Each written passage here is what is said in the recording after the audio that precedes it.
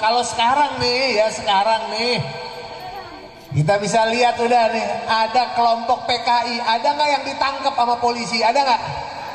Nah, kita mau lihat kenapa kok polisi nggak mau nangkep PKI, ada apa? Nah, kita mau lihat nih, padahal dia dibayar, digaji oleh negara, digaji oleh rakyat. Zaman dulu modelnya kayak begini nih. Lembaga-lembaga satu persatu bela PKI, pro PKI, masuk PKI, diganti orang-orang PKI masuk ke situ. Jadi deh tuh barang. Habis itu apa? Dia udah mulai berkuasa, dia ingin ganti. Kalau sekarang nih udah kelihatan, mulai gerakan anti-Islam muncul. Akibatnya apa yang terjadi? Udah ditampuk kekuasaan. Sebagian besar kepolisian udah ikut sama mereka. Sebagian besar TNI Angkatan Udara ikut grup PKI.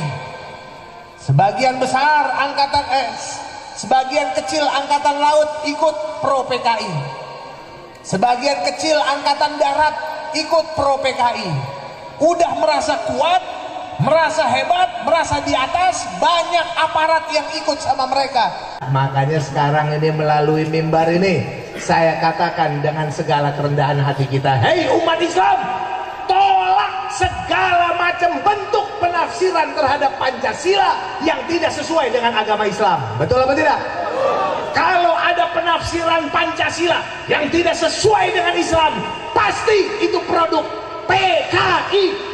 Hei polisi, kenapa pengusulnya, kenapa yang menginisiatif, yang inisiatornya RUU HIP yang udah terang-terangan ingin merubah dasar negara Pancasila sampai sekarang nggak ditangkap juga? Kita minta kepada polisi, tangkap inisiator RUU HIP. Jelas atau tidak?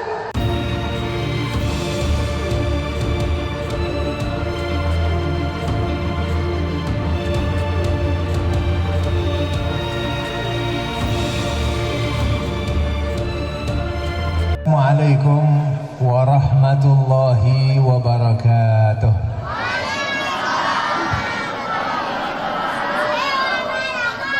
Alhamdulillahi rabbil alamin, wa afdalus salati wa atammut taslim ala sayyidina Muhammadin wa ala alihi wa ashabihi ajma'in. أشهد أن لا إله إلا الله وحده لا شريك له ليس معه إله غيره وأشهد أن سيدنا ونبينا وحبيبنا محمدا عبده ورسوله لا نبي بعده. قال الله تعالى في كتابه الكريم وهو أصدق القائلين: أعوذ بالله من الشيطان الرجيم بسم الله الرحمن الرحيم ومن آياته أن خلق لكم من أنفسكم أزواجا لتسكنوا إليها وجعل بينكم مودة ورحمة إن في ذلك لآيات لقوم يتفكرون. وقال نبينا محمد صلى الله عليه وسلم أو كما قال النبي صلى الله عليه وسلم: اختاروا لنطفكم المواضع الصالحة. صدق الله العظيم وصدق حبيبه نبينا الكريم ونحن على ذلك من الشاهدين والحمد لله رب العالمين. Amma ba'du, ahibba'il kiram yang saya hormati dan yang saya muliakan, yang saya hormati, yang saya cintai, orang tua kita, guru kita bersama, Bapak Kiai Haji Abah Ahmad Dimyati, Abah Popon, mata'anallahu bitul hayatih wa nafa'ana bi'ulumih, beserta seluruh keluarga besarnya, dan yang saya cintai seluruh keluarga besar, mempelai laki maupun mempelai perempuan. Semoga pertemuan dan perjodohan ini diberkahi oleh Allah Subhanahu wa Ta'ala, langgeng sampai akhir hayat, amin ya rabbal alamin. Salam penghormatan saya sampaikan kepada orang tua kita, guru kita bersama, Bapak Kiai Haji Munawwir Asli.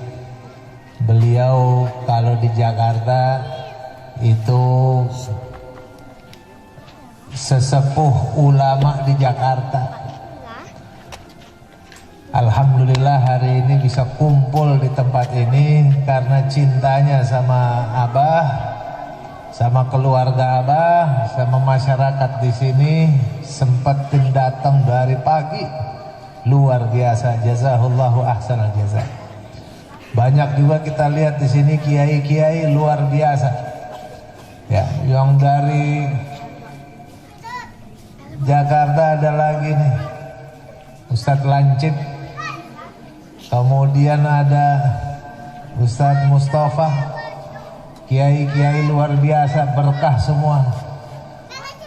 Hadir datang semangat ke tempat ini dengan berharap mendapatkan rahmat dan juga ridha Allah Subhanahu wa Ta'ala. Saya senang hari ini bisa bersilaturahim. Pada kesempatan kali ini, bapak-bapak, ibu-ibu, adik-adik sekalian yang dimuliakan Allah Subhanahu wa Ta'ala. Langsung saja saya pada poin pembahasan saya. Tadi Kiai Munawwir Asli sudah menyampaikan kepada kita tentang saat sekarang ini yang sudah mulai bangkit PKI. Kayak apa modelnya? Kalau zaman dulu PKI ini mainnya nggak kelihatan. Kita cuma bisa baca pada indikasi, orangnya nggak kelihatan. Tapi luar biasa, di zaman sekarang pada muncul.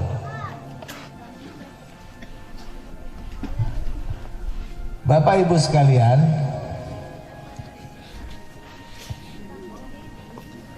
ketika Soeharto lengser, Pak Harto lengser, saat itu di zaman Pak Harto, karena PKI ini udah 2 kali berontak. Pertama, berkhianat pada negara Indonesia tahun 1948 berontak di Madiun. Alhamdulillah kalah. Indonesia tetap jaya. Mereka bubar, lari ke Cina, lari ke Rusia, lari kemana-mana. Lama-lama balik lagi, tapi apa? Gayanya gaya baru, mendekati penguasa. Penguasa dideketin, pengen apa aja dikasih. Bantuannya dari Cina langsung. Begitu. Akhirnya penguasa lama-lama utang budi. Pengen ini dikasih, pengen itu dikasih. Punya urusan ini dikasih. Apa aja keinginan para penguasa semua dikasih. Udah dia bergantung baru dah. Saya mau ini, saya mau itu, saya mau ini. Nggak enak nolaknya. Ibaratnya bos pengen begini, gimana kalau nggak dikasih? Betul? Mulai dah nyusup. Mereka masuk. Itu zaman Soekarno dulu begitu. Sudah dia akhirnya punya posisi. Bahkan Soekarno waktu itu banyak dipengaruhi oleh PKI Akibatnya apa? Mulai PKI merasa kuat, PKI mulai memasukkan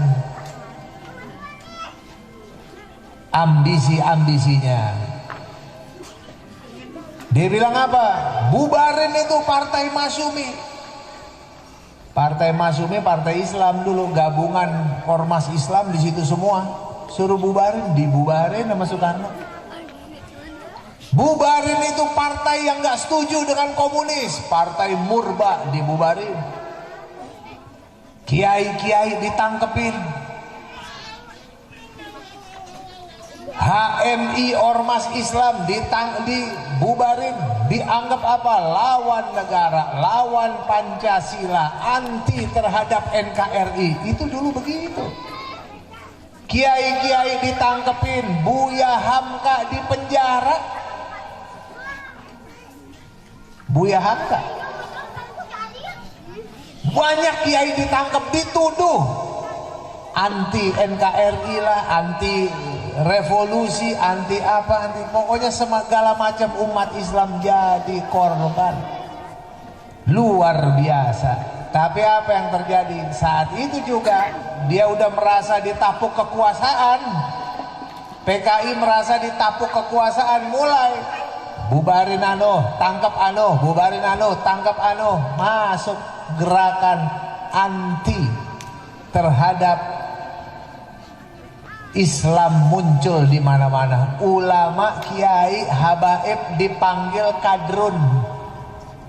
Kadrun itu yang bikin, yang ucapan pertama kali orang PKI dulu. Kadrun itu singkatan kadal gurun. Itu stempel buat kiai sama habaib. Disebut kadal gurun. Lihatin mereka. Ulama disebut nama-nama binatang. Memang mereka nggak ada kehormatan karena mereka anti Tuhan. Dan Pak PKI tidak pernah terima Pancasila. Tidak ada sejarahnya PKI berjuang untuk Pancasila, menjaga Pancasila, nggak ada. PKI berontak tahun 48 adalah ingin mendirikan negara Indonesia, negara komunis Indonesia. Bukan Pancasila. Pancasila dia tolak. Kenapa dia tolak? Karena ada ketuhanan yang Maha Esa. Dia nggak mau.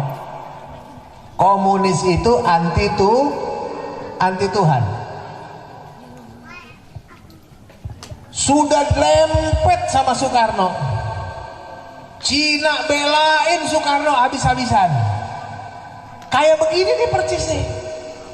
Tahu-tahunya apa? Mulai gerakan anti-Islam muncul.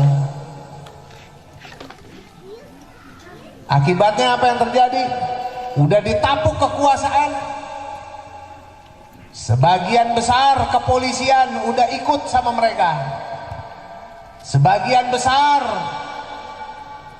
TNI Angkatan Udara ikut grup PKI. Sebagian besar sebagian kecil Angkatan Laut ikut pro PKI. Sebagian kecil Angkatan Darat ikut pro PKI. Udah merasa kuat, merasa hebat, merasa di atas, banyak aparat yang ikut sama mereka. Mulai jenderal-jenderal TNI Angkatan Darat mereka culik, mereka bunuh. Betul apa enggak? Ada berapa orang jenderal Angkatan Darat? 7 orang jenderal diculik dari rumahnya tengah malam. Dibunuh, dibantai secara sadis, diceburin mayatnya ke lubang buaya. Betul apa tidak? Ini fakta atau dongeng? Ini sejarah atau dongeng? Ini udah ditapuk kekuasaan. Begitu. Yang dihajar nggak main-main, jenderal, bukan kopral di bawah, jenderal. Saya mau nanya, jenderal itu orang hebat atau tidak? Jenderal orang hebat, orang kuat tidak? Diculik dari rumahnya, dibantai, digebukin, ditembak, diceburin ke sumur. Jenderal digituin sama PKI. Kira-kira lo bagaimana kira-kira? Kalau jenderal aja digituin, apalagi ente? Disate bener nih ibu-ibu. Wah disate kita udah disate beneran. Bener nih cerdas ini. Jenderal aja diculik, dibantai, diunyeng-unyeng, diceburin ke sumur. Jenderal apalagi petani, pedagang, disate udah urusannya. Bapak Ibu sekalian, tuh kita lihat tuh. Dulu dia hampir setingkat itu. Kekuasaannya sudah hampir menguasai ini. Kalau sekarang nih, ya sekarang nih, kita bisa lihat udah nih, ada kelompok PKI, ada nggak yang ditangkap sama polisi? Ada nggak? Nah, kita mau lihat kenapa kok polisi nggak mau nangkep PKI, ada apa?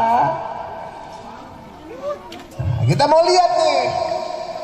Padahal dia dibayar, digaji oleh negara, digaji oleh rakyat. Ada penghina agama, penghina Islam, kenapa nggak ditewak? Kunaon tuh ditewakan? Zaman dulu modelnya kayak begini nih. Lembaga-lembaga satu persatu bela PKI, pro PKI, masuk PKI, diganti orang-orang PKI masuk ke situ. Jadi deh tuh barang. Habis itu apa? Dia udah mulai berkuasa, dia ingin ganti. Kalau sekarang nih udah kelihatan. Ini kita lihat sejarahnya udah lewat. Kita lihat masa Pak Harto. Begitu jenderal-jenderal diculik, dibunuh, akhirnya Pak Harto dia bangkit, kemudian nggak bisa, ya nggak bisa.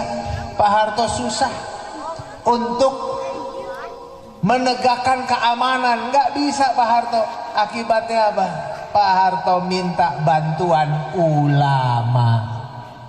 Baru dah minta bantuan NU, minta bantuan Muhammadiyah, minta bantuan ormas-ormas Islam. Akibatnya apa? Umat Islam rame-rame, kiai-kiai, sampai perang di mana tempat sama PKI, saudara sekalian. Ini sejarah nih. Nah, sekarang kita lihat, begitu zaman Soeharto, Soeharto akhirnya mimpin Indonesia, PKI-nya dibredel, diberantas, berarti ketahuan di situ ternyata PKI mau kudeta 2 kali. Jadi nggak kapok-kapok. Tahun 48 kudeta, tahun 65 mau kup juga, kup kekuasaan. Akibatnya apa? Ketahuan. Inilah yang disebut dengan bahaya laten. Bahaya laten artinya tidak sadar-sadar, tetap ngelawan, tetap pengen rubah Pancasila. Sekarang kita lihat nih, begitu perjalanannya zaman Soeharto, langsung dibikin namanya apa tuh? Ada peraturan Pak Harto larang PKI, ajaran komunisme, marxisme, leninisme, dilarang dari Indonesia karena tidak sesuai dengan Pancasila. Pancasila sila pertamanya ketuhanan yang maha esa. Komunis nggak percaya Tuhan. Orang komunis itu nggak mau diatur sama Tuhan. Dia mengatur dirinya sendiri. Dia nggak mau diatur. Bumi ini saya yang olah, saya ngatur. Tuhan cicing baik. Tuhan entong. Entong apa tuh? Pokoknya entong dah. Ya pokoknya Tuhan jangan ikut campur urusan aing. Kumaha aing ya di dia ya. Itulah kira-kira. Haram jadah PKI saudara sekalian. Itu komunis itu. Tuhan nggak boleh ikut-ikutan. Ini urusan saya di muka bumi. Ya Allah. Makanya mereka anti banget sama Pancasila. Akibatnya apa? Di zaman Soeharto, Pak Harto lihat ini bahaya laten, akhirnya dilarang. TAP MPRS nomor 25 tahun 66 melarang PKI, melarang paham komunisme, marxisme, leninisme diajarkan di Indonesia. Alhamdulillah, banyak dari mereka ditangkepin. Kemudian Pak Harto buat apa? Litsus. Apa itu litsus? Penelitian khusus. Siapapun orang mau masuk jadi pejabat, mau masuk jadi pegawai negeri, harus litsus dulu. Dilihat dulu di penelitian khusus, ini ada keturunan PKI nggak? Bapaknya PKI bukan? Kakeknya PKI bukan? Kalau ada keturunan PKI, tidak akan bisa jadi pegawai negeri, jadi pejabat, nggak bisa. Jadi orang partai juga nggak bisa. Jadi anggota DPR tidak bisa, jadi tentara nggak bisa, jadi polisi nggak bisa. Litsus dibuat sama Pak Harto. Terus menerus, akhirnya Pak Harto lihat nih yang paling support komunis siapa nih? Cina. Pak Harto putuskan hubungan diplomasi dengan Cina. Diputusin, biar apa? Biar lu jangan gangguin.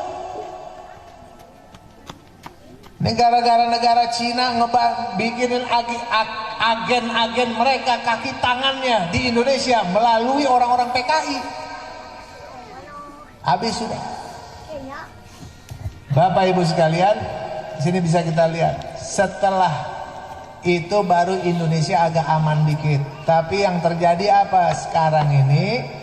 Pak Harto lengser. Setelah Pak Harto lengser, satu, film G30 SPKI dicabut, hilang. Tadinya di setiap TV wajib, zaman Soeharto setiap TV wajib bulan September setel film G30 SPKI. Sekarang nggak ada. Siapa tuh yang ngapus? Siapa tuh orangnya yang ngapus?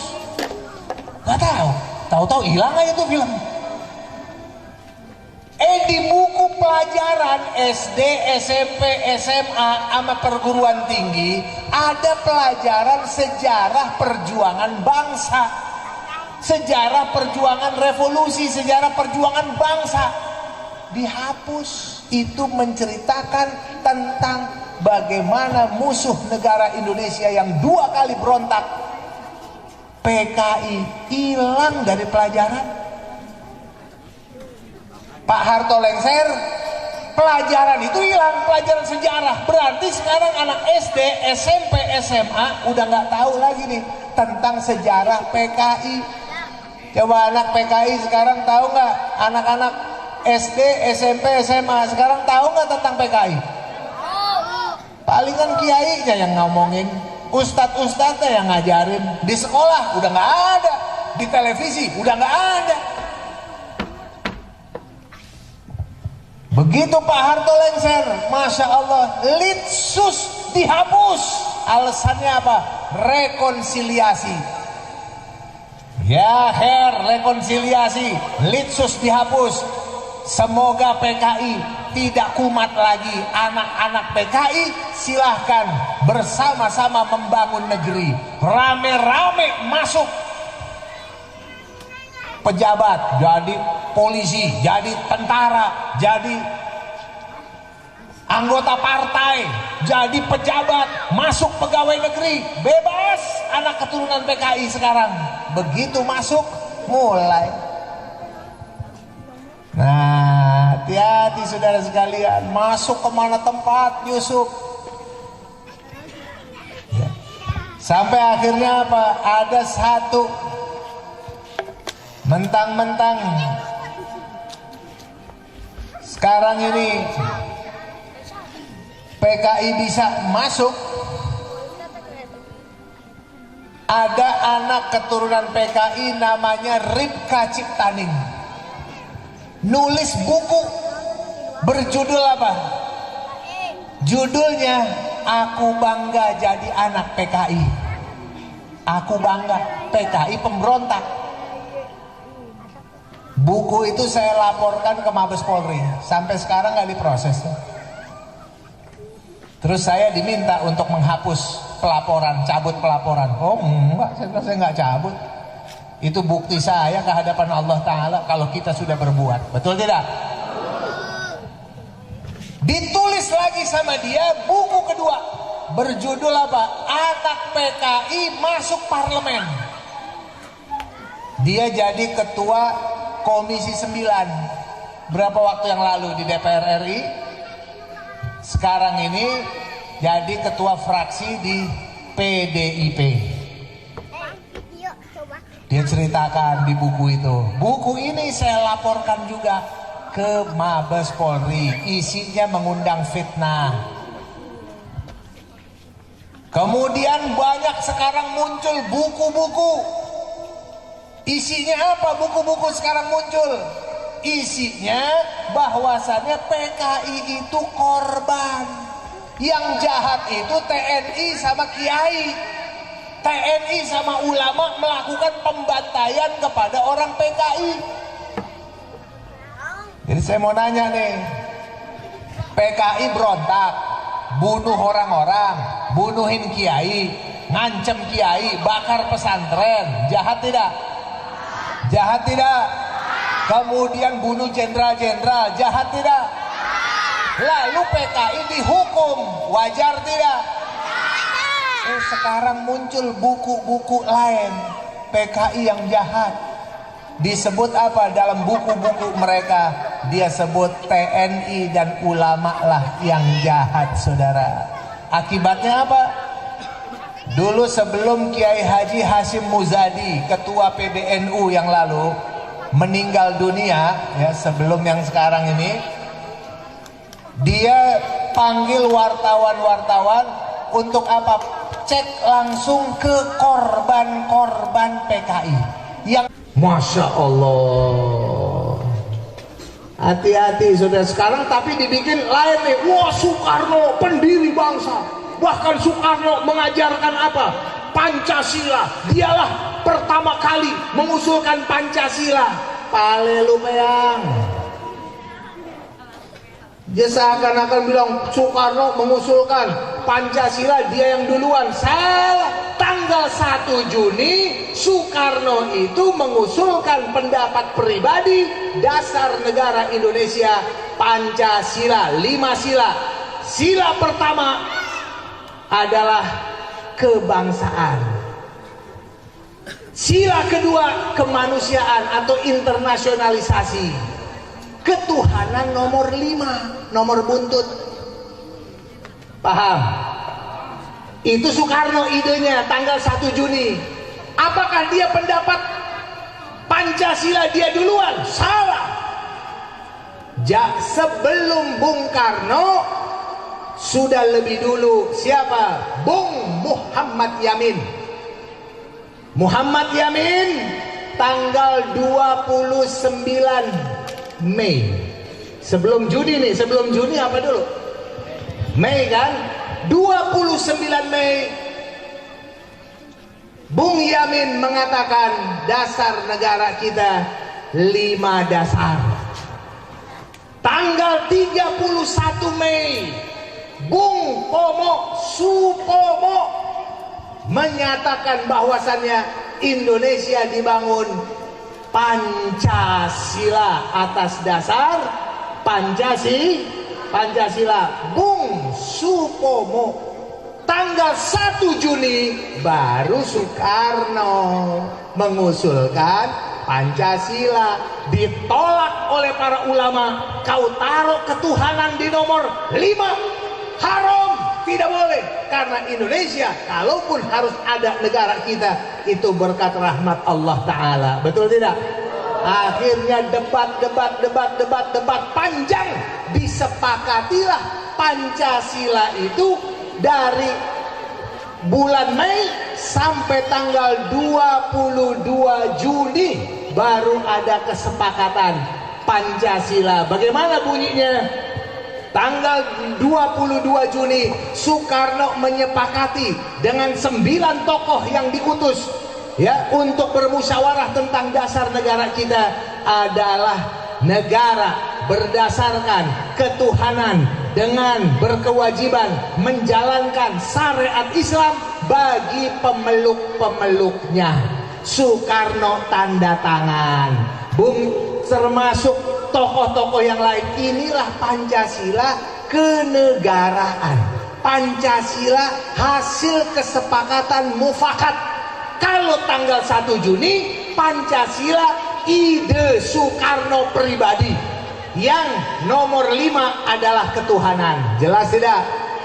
Itu belum jadi kesepakatan berbangsa dan bernegara. Kesepakatan berbangsa dan bernegara pada tanggal 22 Juni itulah kesepakatannya.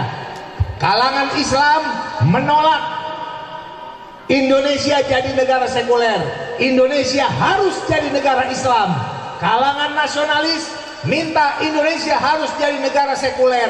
Ujung-ujungnya ambil jalan tengah. Ya sudah, Indonesia tidak usah jadi negara Islam, tapi Indonesia juga tidak negara sekuler. Negara Indonesia berketuhanan dengan berkewajiban menjalankan syariat Islam bagi pemeluk-pemeluknya. Setuju semua, tanda tangan. Sampai proklamasi tanggal 17 Agustus Pancasila kita masih begitu bunyinya. 17 Agustus, tanggal 18 Agustus Soekarno dan Bung Hatta didatangi oleh Legiun Jepang. Dibilang apa? Dibilang toh itu kalau pakai syariat Islam, nanti orang-orang non-Islam di Indonesia bagian timur tidak setuju dan dia mau melepaskan diri dari Indonesia.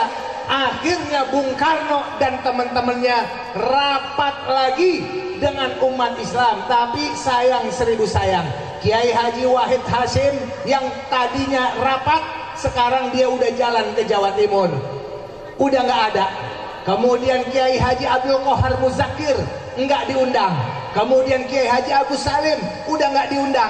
Tapi hasil musyawarahnya waktu itu ada juga beberapa utusan dari ormas Islam, dari Muhammadiyah. Ya sudahlah, kalau kata syariat Islam harus dihapus, hapus saja, tapi gantinya negara berdasarkan ketuhanan yang Maha Esa. Tanggal 18 Agustus disepakati lagi, Soekarno tanda tangan juga. Pancasilanya, sila pertama, ketuhanan yang Maha Esa. Itu Soekarno, itu Pancasilanya udah. Itu bernegara, bukan 1 Juni. Jadi bagaimana kita sekarang? Pancasila kita bunyinya sekarang. Pancasila, 1 ketuhanan yang Maha Esa. 2 kemanusiaan yang adil dan beradab. 3 persatuan Indonesia. 4 kerakyatan yang dipimpin oleh hikmat kebijaksanaan dalam permusyawaratan perwakilan. 5 keadilan sosial bagi seluruh rakyat Indonesia. Itu yang ditandatangani Soekarno. Tapi anak-anak PKI lain lagi deh sekarang. Soekarno ini pendiri bangsa, dia itu orang hebat. Soekarno itu yang mengusulkan Pancasila, seakan-akan Pancasila lahir dari Soekarno duluan. Hati-hati saudara, itu namanya mau ngadu domba nih antara pendukung Soekarno dengan kelompok yang anti dengan komunis. Awas, nih mau ada adu domba nih. Soekarno lagi diangkat setinggi langit, tapi yang dirusak Pancasila. Hati-hati saudara sekalian. Akhirnya apa? Luar biasa, digosok terus. Joko, tahu Joko? Joko tahu Joko? Si Joko nih bikin kepres, keputusan presiden. Hari lahir Pancasila adalah 1 Juni. Ini udah ikut iramanya kelompok sebelah sana tuh. 1 Juni itu bukan Pancasila berbangsa dan bernegara. Itu Pancasila usul ide pribadinya Soekarno. Bahkan apa? Di situ Bung Karno juga menyatakan Pancasila intisarinya bisa tinggal Trisila. Trisila intisarinya adalah Ekasila. Ini juga diungkapkan oleh putrinya Bung Karno, Megawati, bahwasannya Pancasila jika diperas menjadi Trisila. Trisila kalau diperas menjadi Ekasila. Udah mau ngerubah. Sekarang ini mereka masukkan ke dalam rancangan undang-undang namanya haluan ideologi Pancasila. Isinya ingin merubah dasar negara kita dari Pancasila menjadi Trisila, menjadi Ekasila. Itulah yang ditentang oleh umat Islam dan juga rakyat Indonesia kemarin di DPR. Kita tolak habis-habisan. Bahkan ketahuan yang masukkan itu rancangan undang-undang yang ada ingin merubah Pancasila dari Pancasila jadi Trisila, bahkan jadi Ekasila. Ini adalah pengkhianatan atas pendiri bangsa Indonesia. Betul atau tidak? Di dalam aturan hukum Indonesia itu termasuk makar. Tuh makar tuh. Makanya kita tuntut kepolisian. Hei polisi, kenapa pengusulnya, kenapa yang menginisiatif, yang inisiatornya RUU HIP yang udah terang-terangan ingin merubah dasar negara Pancasila sampai sekarang nggak ditangkap juga. Kita minta kepada polisi, tangkap inisiator RUU HIP. Jelas atau tidak? Betul apa enggak? Masya Allah, dari situ kebongkar, ketahuan di dalam anggaran dasar rumah tangga PDI Perjuangan ternyata isinya ada lagi perjuangan PDIP adalah ingin memperjuangkan Pancasila 1 Juni. Di dalam ADART ini juga berarti makar, bukan kesepakatan, ide Bung Karno pertama. Hati-hati itu, ada pemain-pemain licik sekali masuk di dalam bisa merubah merubah ini. Akhirnya Pancasila pengen dirubah ke sana kemari atas dasar kekuasaan. Itu adalah pengkhianatan kepada negara Republik Indonesia. Nah sekarang nih kita mau tuntut ya, di mana ini sekarang para pembela Pancasila? Yuk, penegak hukum pembela Pancasilanya di mana? Ketika Pancasila sekarang udah mau diutak-atik sama orang, yang ngutak-atiknya masuk dalam kekuasaan. Sekarang kita lomba antara Pancasila dengan agama. Percis kayak dulu lagi. Sekarang umat Islam yang paling pembela Pancasila, dia harus dianggap sebagai apa? Musuh negara, musuh Pancasila. Begitulah cara adu domba biadabnya orang-orang PKI. Tapi licik, caranya licik. Licik bukan main. Kemudian apa lagi? Kemudian ini ketuanya, ketua BPIP belum apa-apa ngajak agama itu musuh Pancasila. Berikutnya dia bilang apa? Masya Allah, dia bilang lagi bahwasannya Pak Assalamualaikum nggak usah, kita pakainya ini aja deh, pakai apa namanya, salam Pancasila. Jadi kalau ketemu orang salam Pancasila gitu. Kiai ini mau ceramah, bilang assalamualaikum dulu, betul gak? Ntar malah salam Pancasila. Aduh, BPIP digaji ratusan juta per bulan ratusan juta untuk beginian doang, gunanya nggak ada. Makanya kita minta sekarang ini kepada pemerintah, udah jangan buang-buang duit rakyat lah. Kau kasih aja duit buat rakyat tuh, pembangunan di daerah-daerah, kesian. Betul apa tidak? Mas bikin jabatan nggak jelas kerjaannya apa, tujuannya apa, tapi ternyata sekarang dia mau masukin melalui undang-undang. Tadinya BPIP dibentuk oleh Kepres, sekarang mau diperkuat dengan undang-undang. Awas, ini cara PKI, dia ingin menjadikan Pancasila ada penafsir tunggalnya. Bahkan di dalam RUU BPIP ini disebutkan wewenangnya BPIP sampai pada tingkat pengadilan. Artinya BPIP bisa menentukan ini Pancasila, ini sesuai Pancasila, ini tidak sesuai Pancasila. Ada kiai ceramah, dia bisa tunjuk itu sesuai Pancasila, itu tidak sesuai Pancasila. Penafsirnya nanti dia sampai ke pengadilan. Pengadilan kalau nanti menentukan ini sesuai Pancasila atau tidak, nanti dikomplain sama BPIP, BPIP yang menang. Luar biasa. Jadi Pancasila mau ditafsirkan oleh semau-mau wadulnya penguasa. Makanya sekarang ini melalui mimbar ini saya katakan dengan segala kerendahan hati kita, hei umat Islam, tolak segala macam bentuk penafsiran terhadap Pancasila yang tidak sesuai dengan agama Islam. Betul apa tidak? Kalau ada penafsiran Pancasila yang tidak sesuai dengan Islam, pasti itu produk PKI. Jelas tidak? Jelas tidak? Oleh karena itu insya Allah perjuangan kita satu lagi, pembubaran BPIP harus dibubarkan. Pembinanya salah satunya Megawati Soekarno Putri. Dia bilang apa? Ulama, kiai itu dibilangnya paranormal, yang bisa mengetahui apa yang terjadi nanti di kemudian hari, padahal dia belum pernah sampai ke sana. Ngerti sila pertama aja kagak, mau jadi pembina Pancasila. Yang bener aja.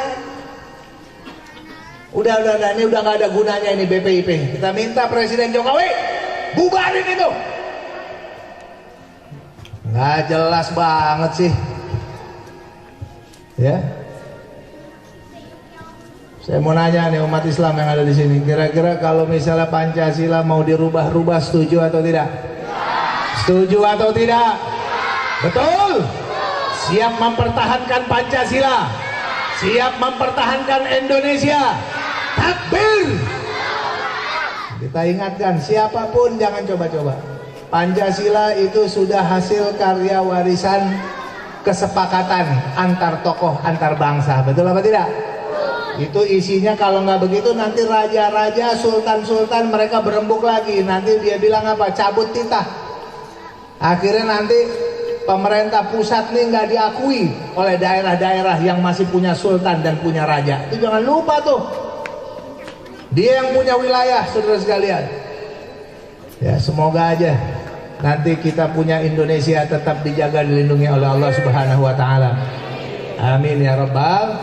Kemudian kita doakan ya supaya imam besar kita Al Habib Muhammad Rizik bin Hussein Shihab segera pulang ke Indonesia. Amin. Ya, kemudian juga kita doakan musuh-musuh Islam ini sekarang nih pada keluar nih. Tiba-tiba ada orang menghina-hina Islam, betul? Menghina-hina Islam. Kiai dihina-hina, Nabi Muhammad dihina-hina. Sekarang muncul terang-terangan. Kenapa begitu? Maaf kata, ini udah waktunya mereka muncul karena mereka sudah ditapuk kekuasaan. Mereka udah yakin, polisi udah di tangan mereka. Ya, jadi walaupun dia hina-hina Islam, tenang aja, aman. Kagak bakalan dia diproses, kagak bakalan ditegakkan hukum. Ujung-ujungnya paling dibilang orang gila, disuruh pulang. Tapi orang gila aneh. Ada imam masjid lagi sholat ditusuk. Begitu ditusuk ditangkap nih orang, bawa ke polisi. Di polisi bilang apa? Dilepasin lagi. Gila katanya. Kok orang gila bisa milih-milih ya? Kiai mulu yang dihajar sama orang gila. Saya belum denger nih ada pendeta gitu dikejar-kejar sama orang gila, belum ada. Kiai melulu. Aduh, ampun. Umat Islam siap berjuang. Ya, saat sekarang ini saya ingin katakan di sini, jaga ulama kita, jaga kiai kita. Mereka adalah tiang-tiang negara kita. Ulama adalah tonggak-tonggak Indonesia.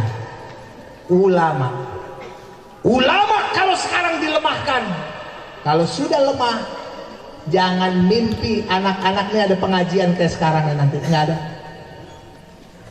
Jangan mimpi masjid-masjid kita nanti masih berkumandang azan. Jangan mimpi, jangan bilang tenang aja kita mayoritas. Nggak mungkin nanti masjid ditutup. Siapa bilang nggak mungkin? Kemarin ditutup nggak gara-gara corona? Ditutup tidak? Gara-gara corona masjid ditutup. Pabrik dibuka, haram jadah saudara-saudara. Mall dibuka, pasar rakyat ditutup. Toko-toko pengusaha dibiarin dibuka, bahkan dibikin diresmikan oleh Jokowi. Astagfirullahaladzim. Bapak Ibu sekalian, kita lihat nih, sekarang mulai keluar aturan azan kecilin, berisik, tidak menghormati orang non-Islam. Sekarang nih, dari zaman dulu azan ya begitu suaranya, ngingetin orang buat sholat. Suara azan itu bikin takut setan, setannya modar lari terbirit-birit kalau dengar azan, betul? Sekarang dibilang apa? Azan berisik, suruh kecilin, masjid suruh kecilin. Udah itu apa nanti nih? Azan di dalam aja, speaker dalam, nggak boleh speaker luar. Nanti kiai-kiai dilemahin dulu. Mana ada kiai-kiai masih berjuang, masih lurus, nggak mau tunduk dengan aroma PKI, nggak mau tunduk dengan kekuasaan. Akibatnya apa? Itu kiai-kiai sekarang mau dilemahkan, dibikin sertifikasi para dai. Sekarang nih dai-dai dibuat sertifikasi dulu, keilmuannya diuji, Pancasilanya diuji, NKRI-nya diuji, begitu, Nusantaranya diuji. Baru dari situ kalau lulus, dianggap lulus, boleh jadi khotib, boleh jadi penceramah. Kalau enggak lulus berarti enggak bisa. Kesannya kelihatan bagus, tapi nanti di masjid-masjid, oh Kiai Anu enggak ada sertifikatnya, nggak usah, nggak boleh. Kiai Anu, oh nggak ada sertifikat, nggak boleh. Oh Ustadz Anu, nggak boleh. Ustadz ini nggak boleh. Ujung-ujungnya apa? Nanti di masjid-masjid dikasih sebelum khutbah Jumat dikasih teks, Pak Kiai baca ini aja, nggak boleh keluar dari ini. Kalau keluar dari ini, ente sertifikatnya dicabut dan langsung diproses kantor polisi. Akhirnya nanti masyarakat nggak tahu lagi mana yang hak, mana yang batil. Ceramah diseragamin semua. Dia nggak tahu apa yang terjadi di sana kayak sekarang nih, nggak tahu nih. Negara udah bangkrut, bentar lagi mau kacau balau. Nggak tahu, di televisi semuanya udah grup sono semua. Kita doakan semoga Allah Ta'ala lindungin bangsa Indonesia, amin. Allah hancurkan musuh-musuh bangsa Indonesia, amin. Allah hancurkan musuh-musuh Islam, amin. Ya Rabbal. Dari saya kiranya cukup sekian. Jangan kemana-mana dulu. Di sini masih ada Ustadz Lancip, masih ada juga nih. Saya pikir Ustadz Lancip masih buronan. Luar biasa, saya kaget ketemu di sini. Masya Allah ya, Ustadz Lancip dulu termasuk yang dikriminalisasi. Seperti Habib Rizik dikriminalisasi, dia gara-gara menyampaikan kebenaran, menceritakan tentang pengalamannya saat mendamaikan kerusuhan 2122, lalu dia ditembak-tembakin, alhamdulillah selamat. Dia ceritain, ceritanya itu dianggap apa? Dianggap menghina salah satu kelompok, dianggap menghina polisi, akhirnya dia mau dipenjarain. Alhamdulillah dia karena namanya Lancip, ya gesit, licin banget ini ya, akhirnya nggak kena kayak belut. Ya, kita doain beliau selamat, dilindungi Allah Subhanahu wa Ta'ala, dan insya Allah Ta'ala istiqomah dalam perjuangan membela agama dan membela umat Islam, membela negara yang dia cintai, Indonesia. Dan saya cukup sekian. Assalamualaikum warahmatullahi wabarakatuh.